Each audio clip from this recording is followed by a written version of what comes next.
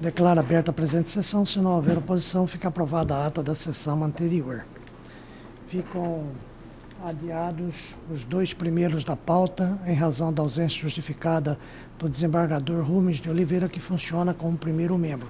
Anuncio o julgamento do recurso envolvendo matéria disciplinar número 3/2012, recorrente Elisa Rios Brandão Barbato, interessado Vera Conceição. O relator é o desembargador Márcio Vidal, com a palavra. Senhor presidente, eminente pai do doutor procurador, representando a Procuradoria da Justiça neste ato, doutor Marcelo, é um recurso administrativo que foi interposto pela Elisa Rios Brandão Barbato contra a decisão do juiz diretor do foro da comarca da capital, que determinou o arquivamento do pedido de providência por ela apresentado contra a juíza de paz do terceiro serviço notarial registral de Cuiabá. Da síntese, consta que o juízo recorrido não observou os princípios do contraditório e da ampla defesa, porque prolatou decisão com fundamento apenas nas informações prestadas pela requerida. Aduz que a afirmativa de que a juíza de paz seria uma pessoa idosa e sistemática a partir do próprio cartório, com vista a justificar as atitudes da requerida. Reafirma que a juíza de paz requerida agiu sem zelo, sem ética e sem educação quando da realização do seu casamento. Diante disso, ela pede, portanto, a reforma dessa decisão que mandou arquivar, para que seja produzida provas. O Ministério Público, colhido o parecer, opina pelo desprovimento do recurso. É assim, senhor presidente. Curso a Procuradoria? Ratificado o parecer. Como visto, ele pretende a reforma da decisão que determinou o arquivamento do pedido de providência por ela apresentado contra a juíza de paz do terceiro serviço notarial registrado de Cuiabá. Denota dos autos que a senhora Elisa Rios Brandão Barbato solicitou a Corregedoria providência contra a juíza de paz do terceiro tabelionato da comarca de Cuiabá, alegando que no dia 6/8/11, a requerida, depois de celebrar seu casamento, passou a analisar o processo de habilitação, dizendo que havia impedimento, já que faltava despacho judicial que deferisse a supressão de algum de seus nomes para a inclusão de sobrenome de seu marido. Afirma que foi tratada de forma grosseira pela requerida, que houve questionamento da idoneidade das testemunhas de habilitação, pedindo o número de telefone. As folhas 8 e verso TJ, determinei a remessa da reclamação ao juiz diretor do fórum na comarca capital, que determinei a notificação da parte requerida. A requerida Vera Conceição Fernandes Alencastro apresentou manifestação negando as acusações, uma vez que, de fato, no processo de habilitação não havia decisão judicial determinando a supressão de alguns dos seus nomes, mas tão somente um parecer emitido por membro do Ministério Público Estadual concordando com o pedido. Aduz que, na verdade, o desrespeito e a grosseria foram praticados pela parte autora, que no dia 31, aos 31 anos, durante as quais exerce a função, nunca passou por situação igual. O juiz diretor do foro, comarca doutor Adilson Polegato, entendeu inexistir indícios da prática de falta funcional pela juíza de paz e, por essa razão, determinou o arquivamento do feito, inconformada justamente por essa decisão que ela recorre a este conselho.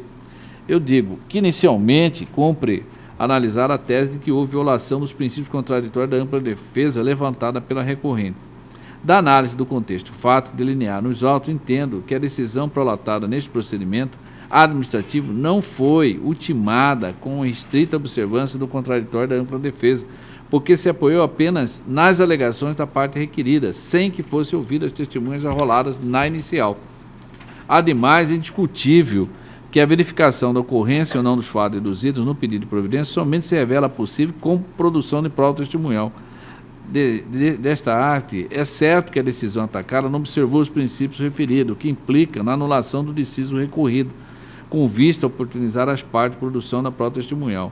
Frise que a Constituição Federal, no seu artigo 5º, inciso 55, assegura ao litigante processo judicial ou administrativo e aos acusados em geral contraditória e ampla defesa, com os meios e recursos a ela inerentes. Nessa vertente, o Supremo Tribunal Federal, em acordo da relatoria do eminente ministro Celso de Mello, decidiu que, abre aspas, a imposição de restrições de ordem jurídica pelo Estado, quer se concretize na esfera judicial, quer se realize no âmbito estritamente administrativo, supõe, para legitimar-se constitucionalmente o efetivo respeito pelo poder público da garantia indispensável do due process of law, assegurada pela Constituição da República, a generalidade das pessoas, inclusive das próprias pessoas jurídicas de direito público, eis que o Estado, em tema de limitação e supressão de direitos, não pode exercer a sua autoridade da maneira abusiva e arbitrária, fecha aspas.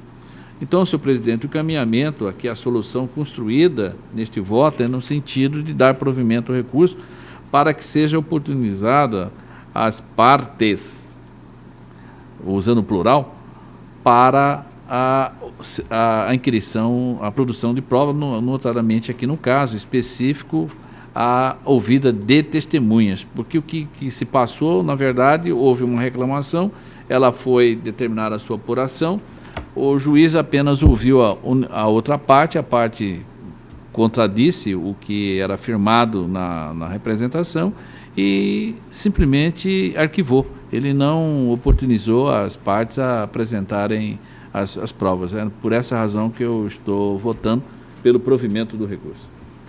Embaixador Sebastião. Eminentes pares, não se nega que a recorrida se trata de uma pessoa da mais alta idoneidade. Mas aqui nós estamos tratando de questões de fato. E questões de fato só podem ser provadas através de provas testemunhais.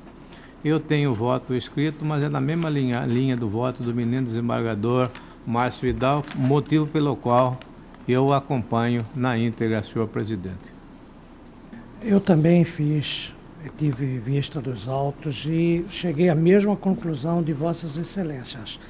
É imperiosa necessidade da instrução para que possibilite a recorrente a comprovação dos fatos alegados na reclamação, de modo que acompanho os votos precedentes. Recurso provido nos termos do voto do relator. Nada mais havendo, agradecendo a presença de todos, declaro encerrada a presente sessão.